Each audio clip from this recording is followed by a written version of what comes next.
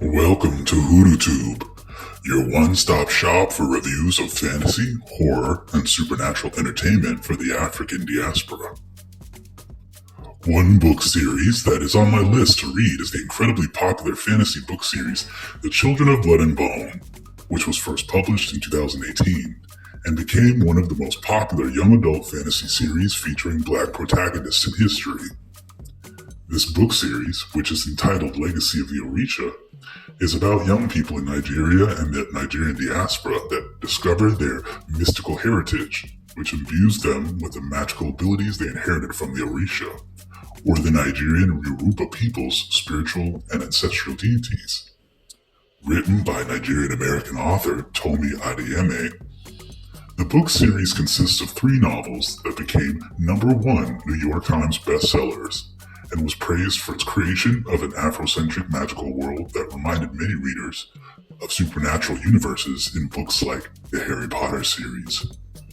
I've heard so many positive reviews of this book series, and considering that I have had a close connection to fantasy books and the Yoruba people for many years, I definitely need to support this book series soon.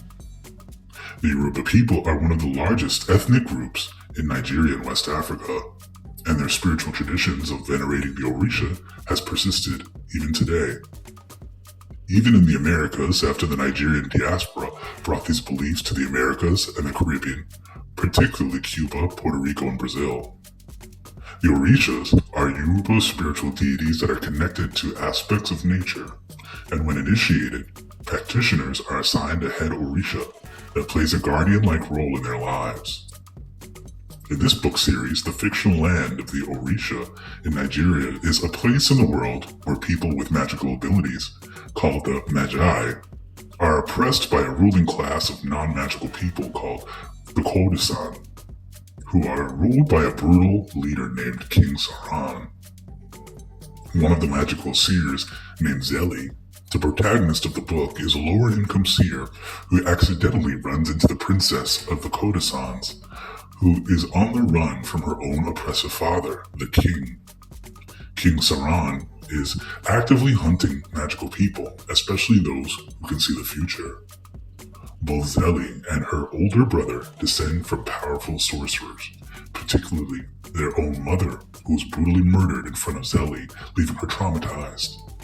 Now Zeli and her brother Tizane,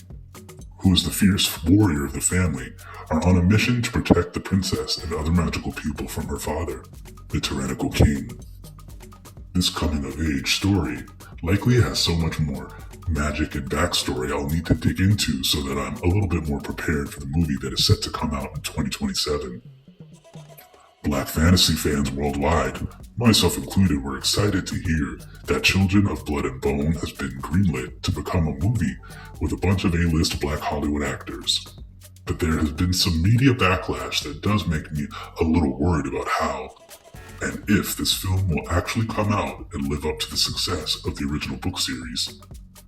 The iconic cast of actors for this film is stacked, with critically acclaimed box office legends and even Oscar winners, including stars like Viola Davis, Regina King, Cynthia Erivo, Idris Elba, Lashana Lynch, Chiwetel Ejiofor, Tuso Mbedu, Amandla Stenberg, Damson Idris, and even rising Nigerian pop star Ira Star. While some Nigerians have criticized the casting for not having enough born and raised Nigerians,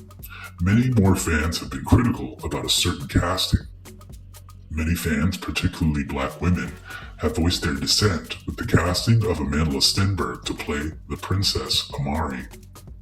a character in the book who particularly deals with colorism for her darker skin. For non-black people who are blind to colorism issues, dark-skinned black women, also known as the average black woman, have been erased in films, TV, and even pop music, with lighter-skinned and mixed women playing in roles meant for actual black women. Considering that Amandla Stenberg has actually been criticized for taking roles specifically created for dark-skinned black women before, not just once, but twice, the fact that this is an issue that has now been raised 3 times makes it clear that black women have every right to critique this casting choice. While I do think that I'll likely still support the film because black fantasy films are literally my favorite film genre, I think that this is yet another example of how dark-skinned black women are being erased from roles created for them, and that Hollywood should have no excuse but to do better in the future. I'm personally not surprised by most of the casting in this film because Hollywood is going to lean on black Hollywood veterans like Viola Davis, Cynthia Erivo, Lashana Lynch, and Chiwetel Ejiofor to make sure that people worldwide are attracted to the theaters because of their familiar faces. Even I hate to admit that if they cast talented but fresh-faced Nigerian actors that not many people know, I doubt that the average international moviegoer would check out this film.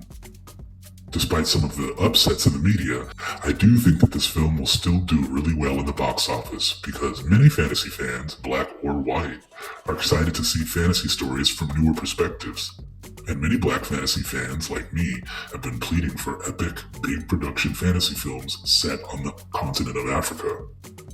This is only the beginning of Afrocentric fantasy films, and I think the worldwide success of the 2018 Black Panther movie and its sequel in 2022 made it clear that if done well, epic African action and fantasy movies could bring in revenue,